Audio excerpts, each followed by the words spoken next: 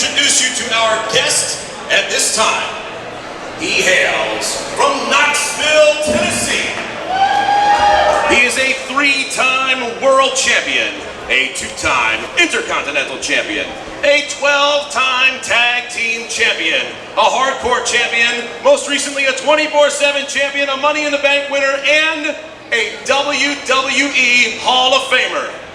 In Knoxville, they know him as Mayor Glenn Jacobs. But for you, the 20,000 screaming Canaanites here today in Jacksonville, Florida, please welcome Kane!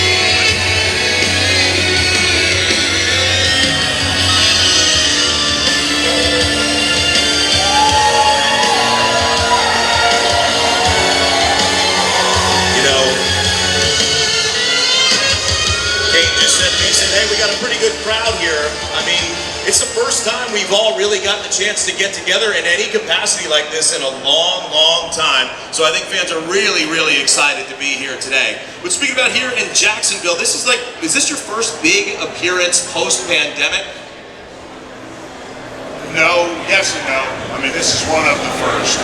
This is huge. You know, one of my favorite things when I come to these is I get to see folks. Thank you. This is one of my first big appearances after the pandemic. One of the great things for me is when I come to a place like this and I get to see, you know, folks that I actually, they're going to kill me for saying this, I watched on TV growing up. I get to say hello to people I haven't seen in a while. We got a lot of those folks here today. But speaking of here in Jacksonville, let's start with that. Let's do a little hometown love. Healthy history of wrestling here in Florida and here in Jacksonville. Do you have any specific memories here in Jacksonville by chance? Yeah, I do. The last show that we did at the old arena in Jacksonville, I think is was it the War Memorial or? Yeah, the Veterans Memorial. So that was right when one of the brand extensions for WWE happened. So we're always going to its own dedicated roster and show. SmackDown is going to its own dedicated roster and show. It was around Halloween. Jeff Hardy had come to the show with a bunch of masks, like Halloween masks, right? And I'm having a match, I forget who it was with, but anyway, all of a sudden, I'm just having this match, and all of a sudden I get like slapped across the back, like hard. So I turn around, and I thought, you know, I thought someone who wasn't supposed to be in the ring had gotten in the ring. So I turn around with very ill intent to basically knock this person out.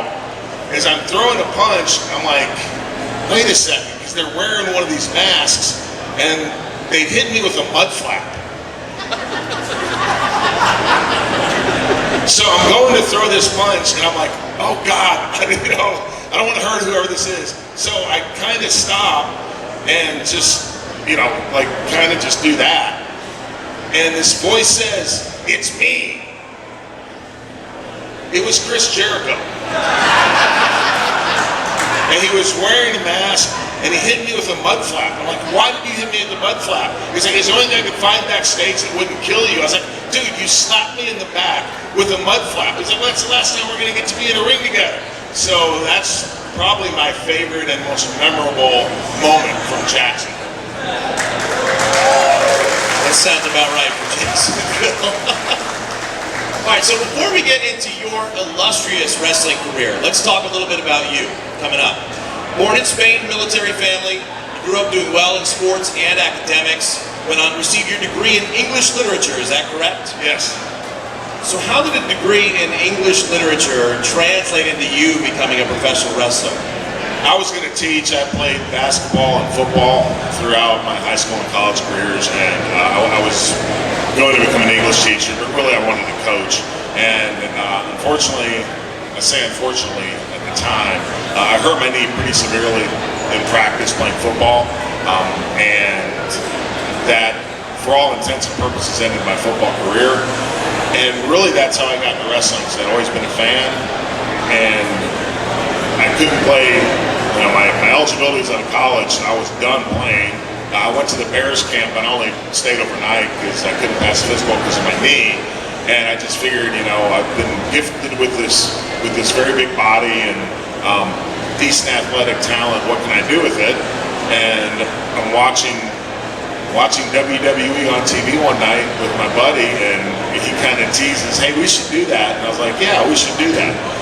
So really, it was because I still wanted to play sports, but I couldn't play, you know, professional sports. Wasn't be able to. Trying to figure out what I could do with my size, and I didn't want to get a real job. Fair enough. I got one. I get it. I understand. So, do you feel like your educational background helped you in the business itself? Like I was a college professor, and I've been an announcer now for a couple of years, and I feel like all of that experience has helped. How about you coming through the business? Yes, it did. If for nothing else, I mean, I understand theater and drama, so you know, stories are all the same as far as what you're doing, what you're trying to accomplish. It's the medium that changes. Whether it's a novel, whether it's a comic book, whether it's a movie, whether it's a TV show, whether it's theater, whether it's professional wrestling, the stories don't change. They're pretty much the same. You know, it's good versus evil.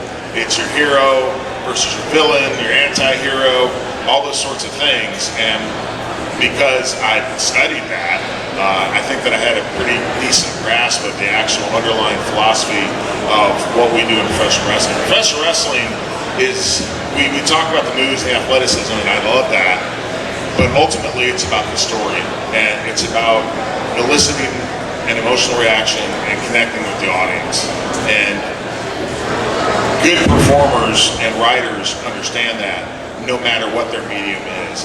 And I think that's one of the things about wrestling that I find cool is you see a lot of people out there who you wouldn't think are wrestling fans because of a certain stereotype that unfortunately through the years we've had, but they understand the business and the psychology of the industry, and they're actually huge fans because they appreciate and can see relation with what we do and what they do. I think there's a more diverse... And I agree too, that stereotype is being broken, thank goodness, because it was undeserved. I agree. I mean, and that's something I have always tried to fight against, because I'm sure you, as a fan growing up, and those of us, you know, people knock it, and you always feel like you have to defend it. Yeah, man. So I'll never forget this. One time I went on an airplane, and a lot of times when I would travel a lot, you know, I didn't really want to talk to folks. I'm a natural introvert, and then also, you know, here's the question: what do you do for a living? You're a big guy. Well, from there, I pretty much had a script of what the rest of the conversation was going to be like, right? Oh, I wrestle. Oh, for who? WWE. Oh, is that like Hulk Hogan? Yeah. Oh, okay. You know, blah, blah, blah, blah. You know, so anyways, I remember one time on a flight, and the guy sitting next to me is like in a suit and stuff. And he's like, we get into this conversation. I'm like, oh man, here it is. And he says, yeah, I don't watch that stuff, man, but my kids do. Is Vince McMahon really like that in real life? I was like, oh, so you don't watch the stuff, just your kids, right? But you know all about it. It's finally cool, I think. I think people are coming around to it, which is good. So let's talk about your early portion of your career here. I know it's not your favorite portion from interviews and stuff I've read, but something in my own research and kind of preparing today, Isaac Yang of DDS was introduced actually as the personal dentist of Jerry Lawler. I know Jerry's here today. Somewhere. Where's Jerry at? I saw him in the back. I'm not sure if he's out here yet, but I figure he might have something to say about that.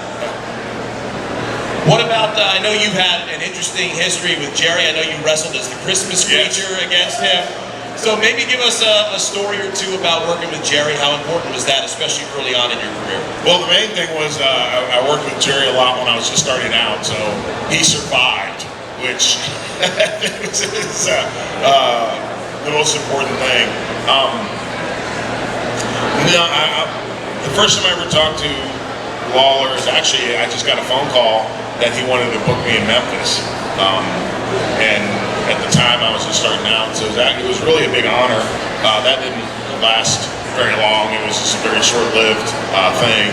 And then his son Kevin reached out, and Kevin was the one that came up with this idea of the Christmas creature, and it's actually kind of cool. My mom made the suit. So Kevin sends me these drawings. You know, Jerry's a very talented artist, and so is Kevin.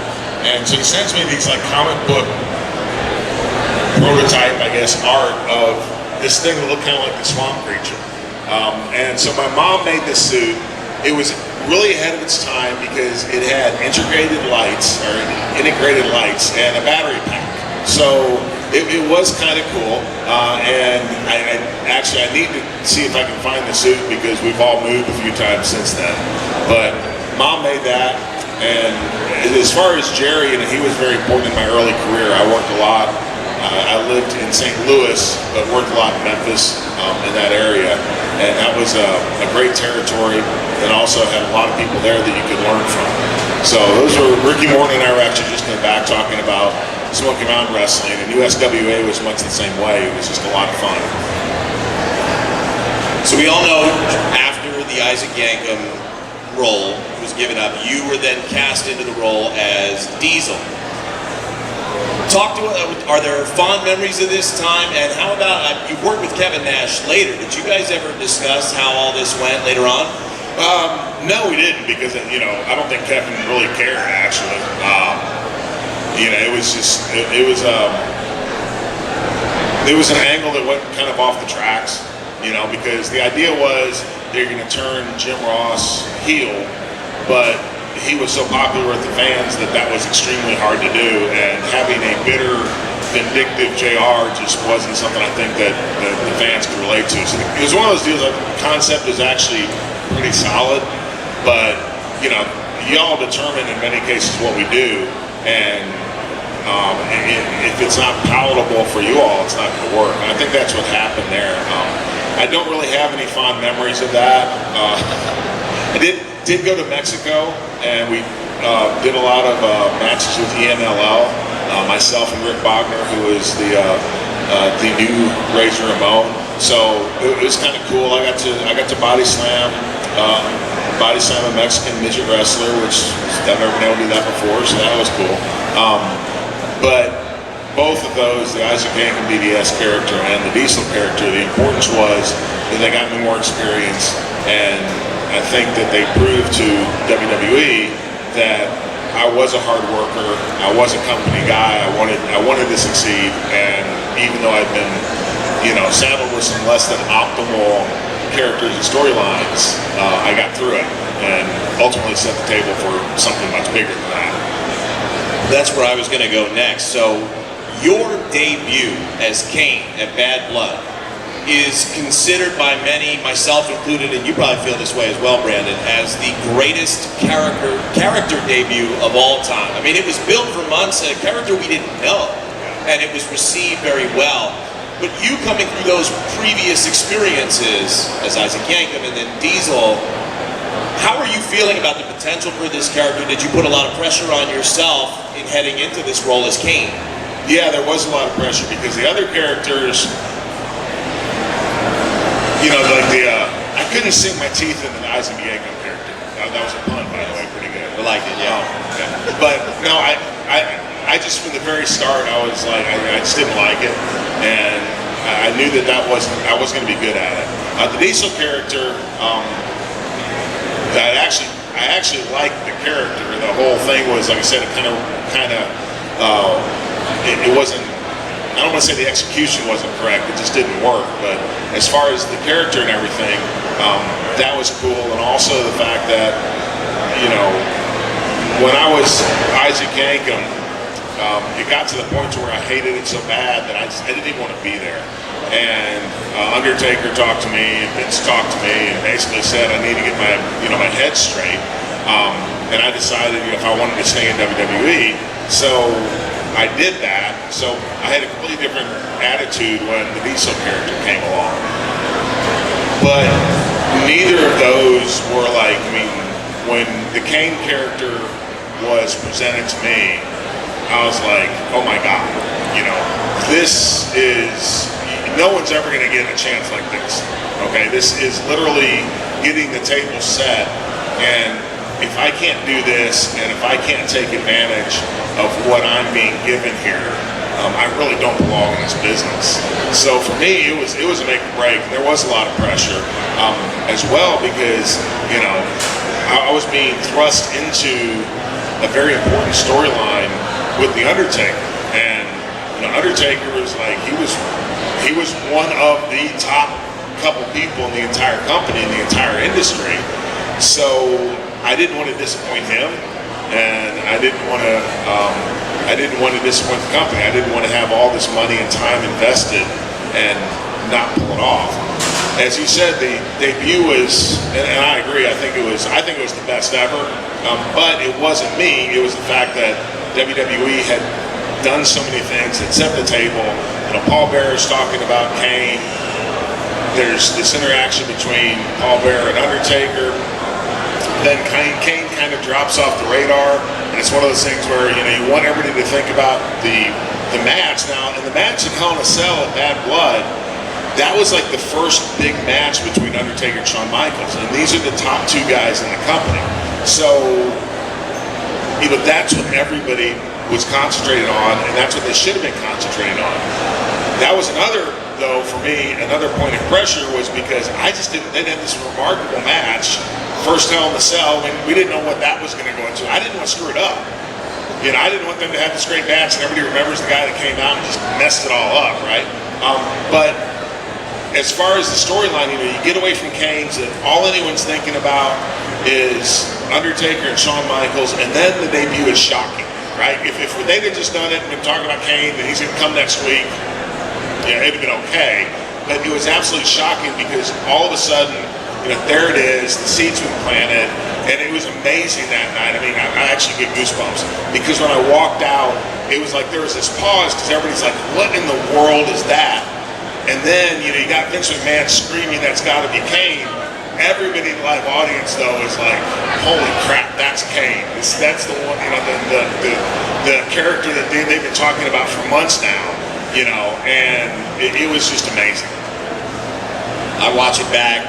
It really is, I think, the greatest debut of all time. And it turned into a hell of a run, Yes, I think you could say that. It's all right. Now, in that time, you did a lot of tag team work over the course of your career. You won the gold with The Undertaker, Daniel Bryan, X-Pac, RVD, Big Show, Hurricane, Mankind. I was actually a 12-year-old kid at the Meadowlands, and I watched you guys in the crowd win the tag team titles that night against the New Age Outlaws.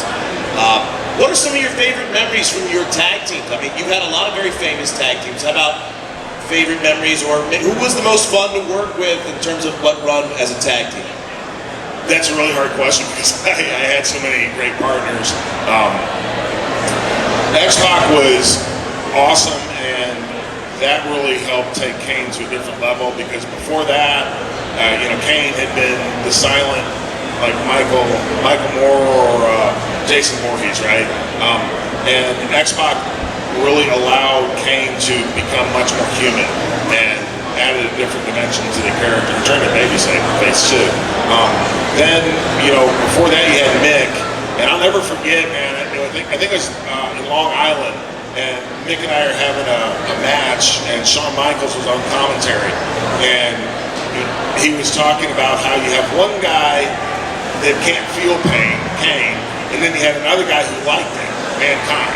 So, and also with Mick, I mean, it wasn't just, there was like this mix of me and Mick, Austin, Taker, Rock, that for like a year, that was all kind of that entire mixture in different incarnations. Of course, then spinning off into the Brothers of Destruction. I'll never forget, we were in Penn State at College Station, Pennsylvania, and right before we're heating up the Undertaker Kane story, and DX attacks Undertaker in the ring, right? It was, I remember Triple H was on crutches, so he's hitting, taking the crutch, and Shawn and they're beating him up, and we kind of teased this reunion between Kane and the Undertaker. This is right before the Royal Rumble match where I ended up setting the casket on fire, and, so that's the Undertaker for a while. But the crowd started chanting, "We want Kane," and that was electric. And again, sucked everybody into thinking, wow, we're going to get to see Kane and the Undertaker together, which in the end I think is what everybody wanted. I mean, the matches between Undertaker and Kane, okay, that was good, but I think in the end everybody related to the story of, the brothers, and the Brothers of Destruction was actually the money, right? Not so much us against each other, but us being together. Then you fast forward to Hurricane and some of the stuff I was able to do there with him being a superhero. Then with RVD, Big Show, just so many. Then back to Taker, and then you have Daniel Bryan, and Team Hell No. That was enormously fun for me because my entire career, pretty much I'd always played a dark, sinister character. And then with him, I get to go completely the other way. And if you had asked people in, 1998 or then again in 2003, or you tell people Kane's going to be the comedy on the show, they'd have said you're nuts, right? But because of Daniel Bryan, I was able to pull that off, and that was that was just so much fun because it was a departure from everything else I've ever done. So I can't say that one is my favorite's Undertaker, okay, but a lot of that's because of the story and the history. I can't say that otherwise, that there's one thing that stands out because throughout my entire career it's like that. I hate when people ask me who's my favorite person to wrestle because what am I going to do? Pick Undertaker, Shawn Michaels, Triple H, Austin, Rock, Cena, all these people. So it's really hard to single out one thing. One more question about tag teams.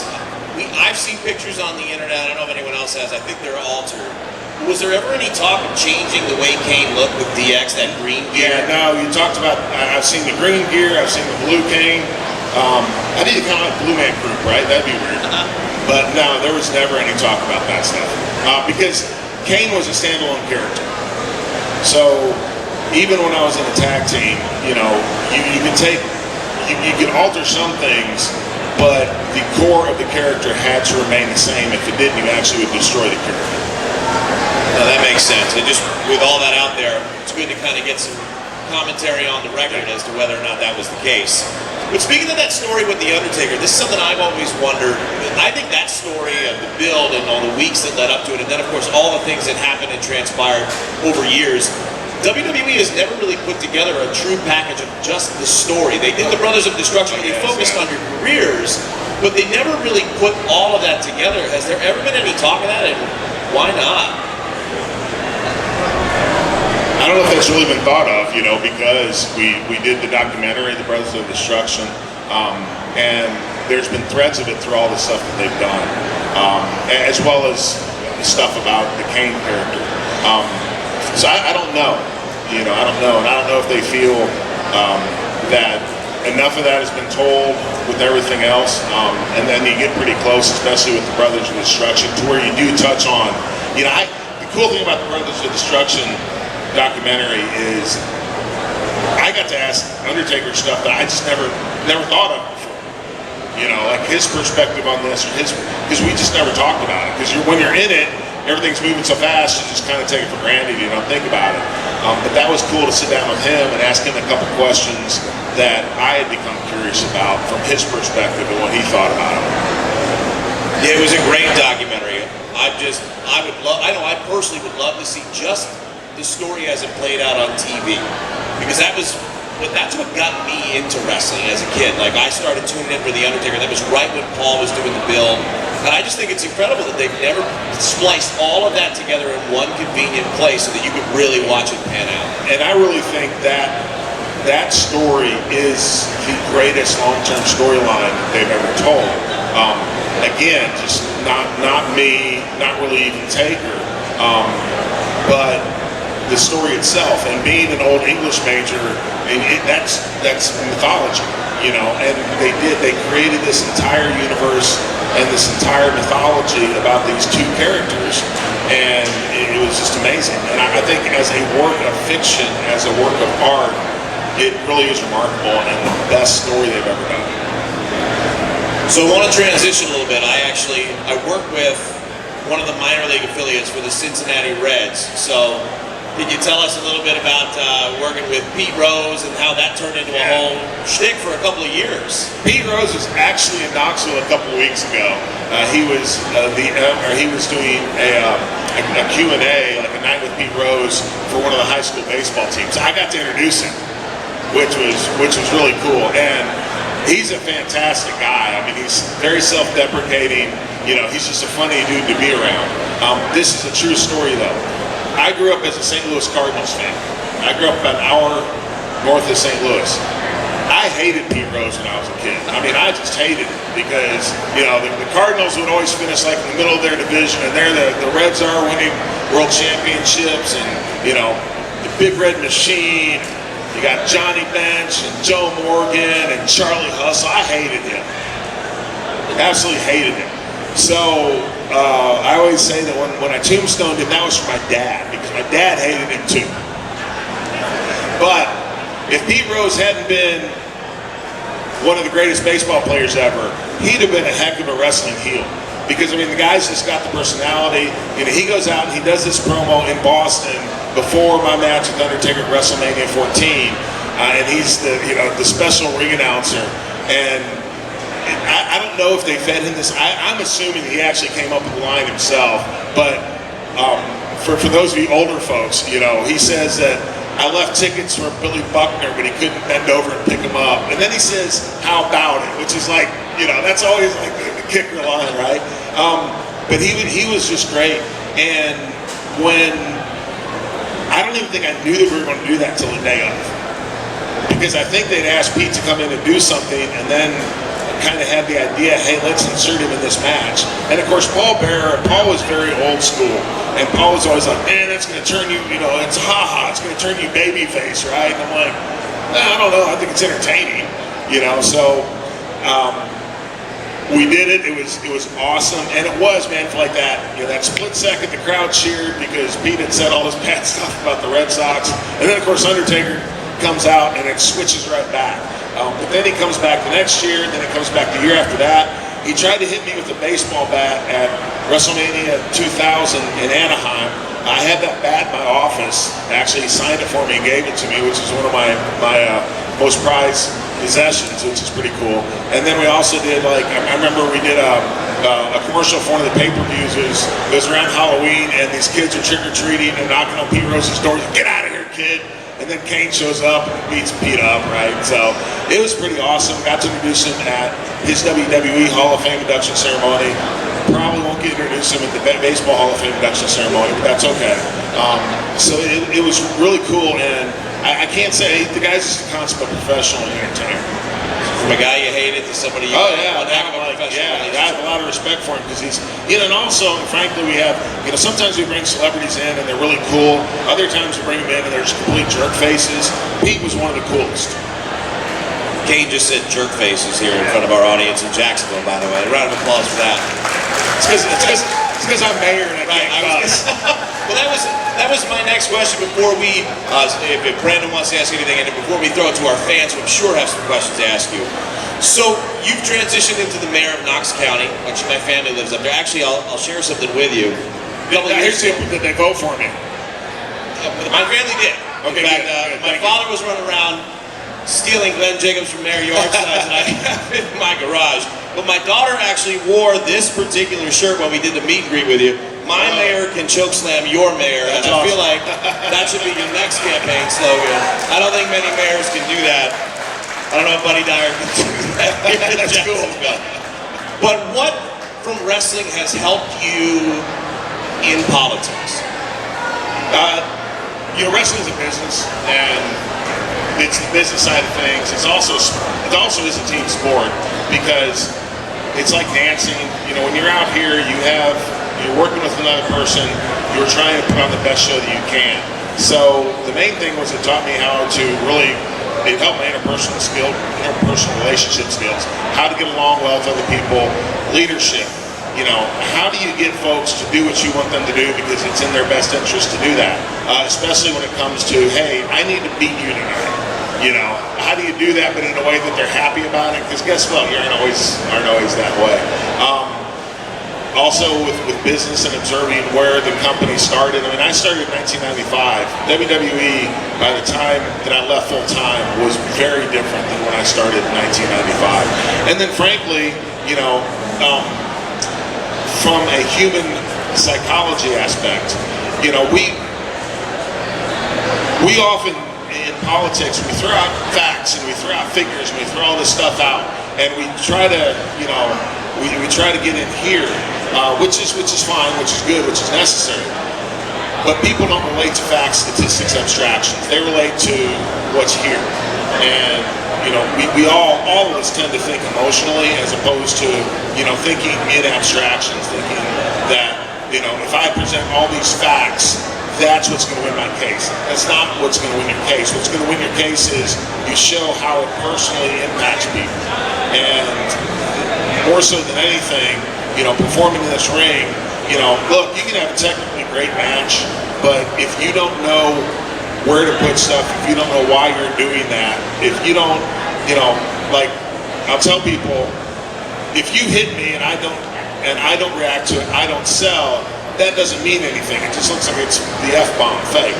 But if you hit me and I act like nothing happened and you go, oh my God, then all of a sudden everybody's like, holy cow. So it's the reaction that the other person has. It's not how good the punch looked. It's how good everybody reacts to it, because that is going to determine how well the audience reacts to it. So it's that stuff. But, how do you relate to people, but not just relate to them on, the level of facts, figures, statistics, but relate to them on the level of heart to heart, and this is why this is important for you. Brandon, did you have any? Very well said. Did you have any questions? I have a ton of questions, but if I asked all the questions I want to ask, we'd be here for another 45, 50 minutes. But we're going to take it out to the fans. Mr. Jacobs, I just want to say it's an honor being in the ring with you. Don't call me Mr. Jacobs, thanks. Kane, Mayor. We're going to take it out to the audience. Who's got a question for Kane? You, sir. If you had an opponent that you wanted to face, whether it be past or present, who would it be? So if I had an opponent that I wanted to face, of course I'd never wrestle, right? Yeah. Who would it be? It would be Andre the Giant. I think he passed away in 1991 in that neighborhood, I believe. And I was just getting into the business at that point. So I never met him. And I hear these stories about, everybody thinks that, I'm larger than life. I'm just a big guy. He was larger than life. Can you imagine someone who's 8 inches taller than me and 150 pounds heavier, right? So, other than seeing him perform on TV, I never got to see him perform in person. I never met him. So, that would be a person, if I had a dream match, it would be with Andre the Giant. I don't know how well that would turn out for me, though, because he was pretty bad dude. So quick question I have, as a wrestler, do you have any major regrets that you never got the chance to do a thing I never got to hold this title, I never got to do, a certain accolade in this? So do I have any major regrets for things that I never got to do?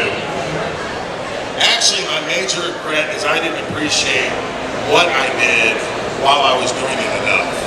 Because when things were super hot in WWE, man, we were a different place every night. Everything was going so fast. Every TV show, you're doing cutting edge stuff. And it was all just a blur, seriously. Like, you know, now I look back and I'm like, holy cow, that was almost 25 years ago, right? And you don't realize how amazing something is when you're in it. And then you get out of it and you go back and you're like, oh my God. You know, like, we sold out every place that we worked for years. Okay, I remember one time we were at the Greensboro Coliseum in Greensboro, North Carolina. And I mean, I'm looking out in the audience and you've got the vomitaries, which is the hallways between the aisles, or between the seats. And you couldn't see the light coming in from the lobby because there were so many people standing in the vomitaries. It was like 15,000 people. That was like a Tuesday night house show.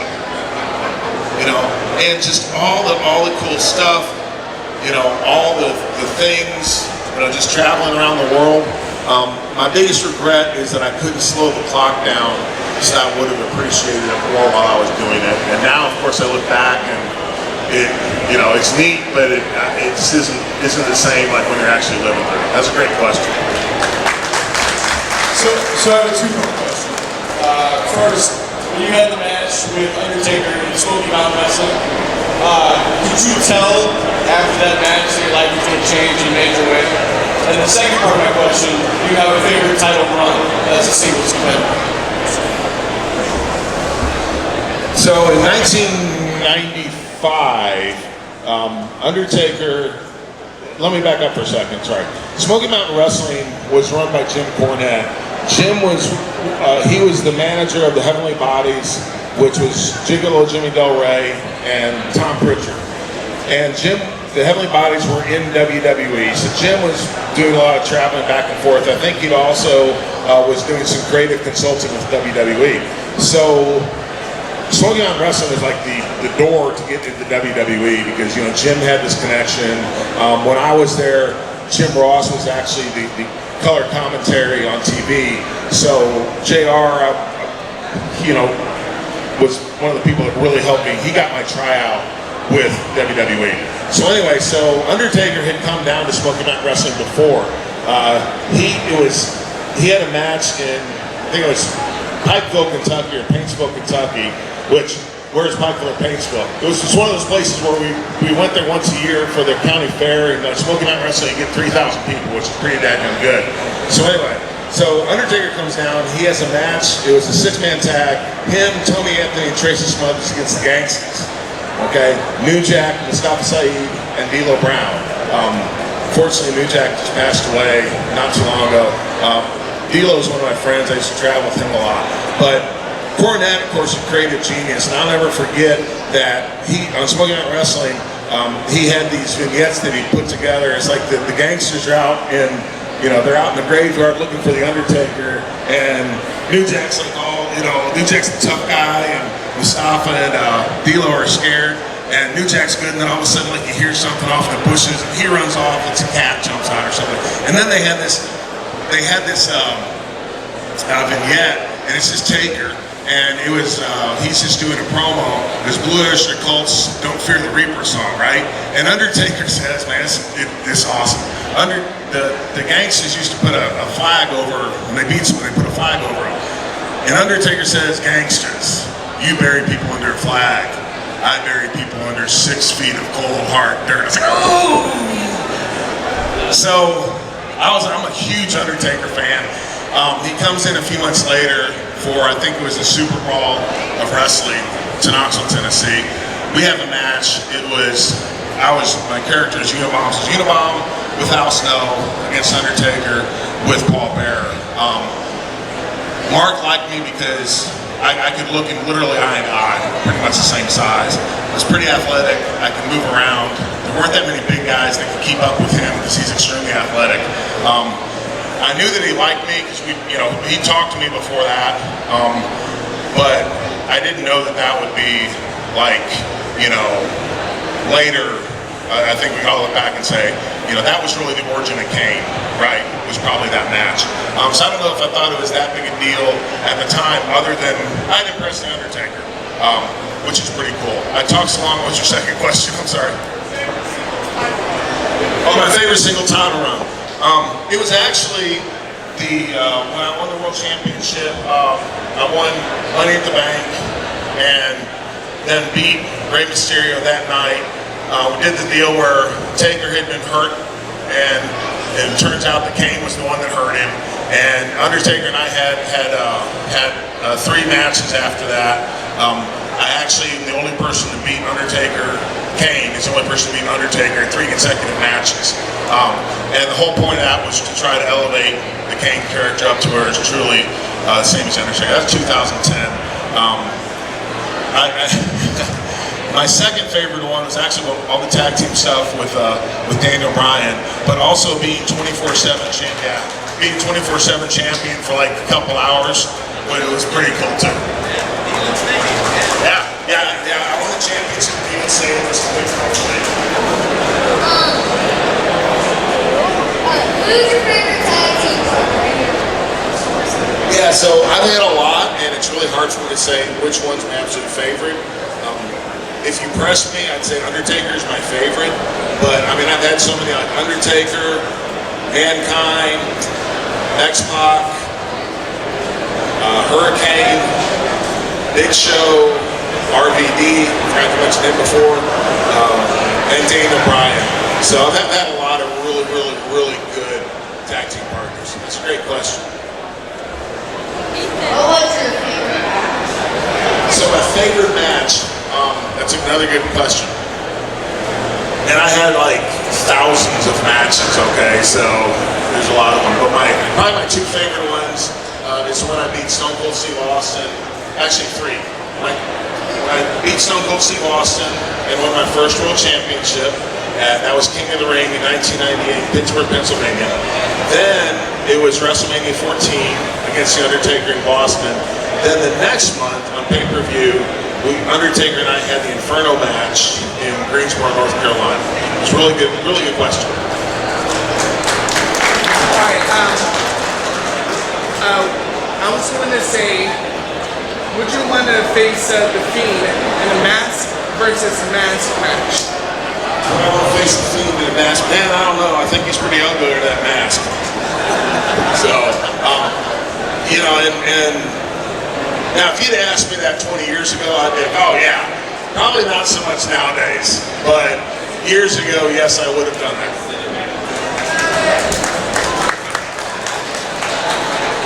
What's your most cringe-worthy storyline that you've been a part of? What's my most cringe-worthy storyline I've been a part of? There are a few of those, so I'm gonna leave that there. That's a good question, though. Yeah, no, there's a lot of them. Yeah.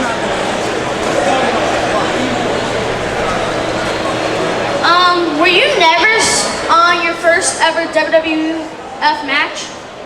Was I nervous in my first WWE match? Yes, I was.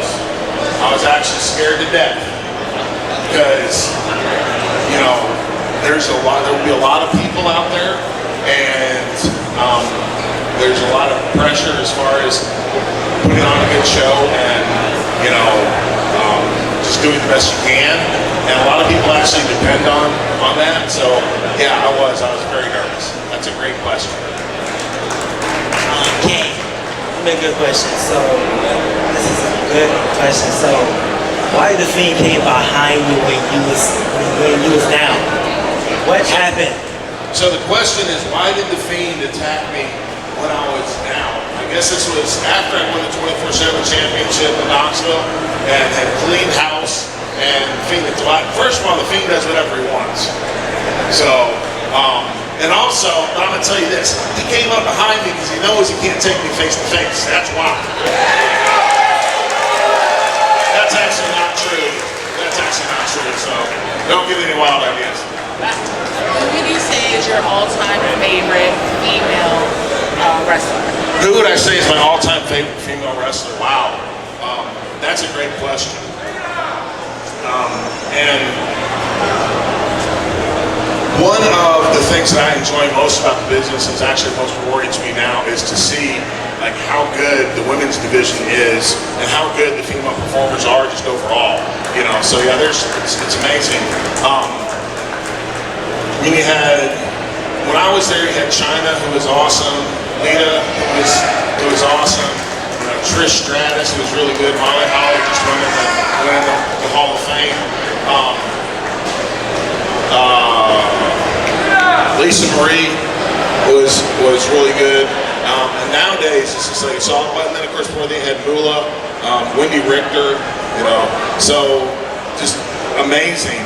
And then nowadays it's like it's off the hook, you know. Like when Charlotte Flair, Sasha, and who's the other one that they had the triple threat match a few years ago? Becky Lynch, yeah. Probably the best match on the show at WrestleMania, which is unbelievable. So now you look at the women's division in WWE, and it's just packed. And they're just amazing, all of them. So that's another that's really hard to say because there are so many great female performers. All right, we got one final question, and it is actually going to go to our ticket winner, Nehemiah, from the last United States Wrestling Alliance show that we had. He won tickets by wearing the nicest socks. So, Nehemiah, you got a question for Kane? Who was your favorite wrestler when you was a kid? Oh man, that's a great question. Who's my favorite wrestler when I was a kid? So back when I was a kid, it's a little different than I was now. We didn't all watch the same show because cable TV was not what it is now, and there wasn't any such thing as like satellite, okay? So there were a bunch of different small companies around the country, and that's what we watched. But I got to watch people like Bulldog Bob Brown, Ray Candy, Bruiser Bob Sweetan, and that was, they wrestled in Kansas City, Missouri. So that's what I generally watched. And then once a month we'd go down to St. Louis where my grandmother lived, and they had some of the best wrestling in the country. The show was called Wrestling at the Chase, and they had like Fritz Von Erich, Harley Race, Ric Flair was just starting out. When I was probably about your age, there was a dude named Baron Von Raschke, okay? And he had, his finishing move was called the Claw. And you know who Freddy Krueger is, right? Like the movie dude? Oh, okay, you don't know who Freddy Krueger is. Yeah. So Baron Von Raschke looked a little bit like Freddy Krueger. And he would just stand there and just say, the Claw, the Claw, the Claw, we'll get them all. It scared me so bad I had to turn off the TV. But it was really cool because my birthday was in April, and a friend of mine got Baron Von Raschke to record a birthday message to me. So that was really cool. So at this point, it'd probably be Baron Von Raschke is my favorite one that I watched growing up. Great question. Thank all of you guys for all of your great questions. Unfortunately, our time is coming to an end here with Kane, but he is going to be doing some photo ops coming up. He has a table over here that you guys can go and meet him and ask him any more questions that you have. Kane, thank you so much for all of your time today on behalf of the city of Jacksonville. A couple of years ago, you actually called my son on his birthday. I think my father strong-armed you into it at the games and things in Knox County, so thank you for that. Thank you. And thank you for your time here on behalf of all of us here in Jacksonville. Give it up one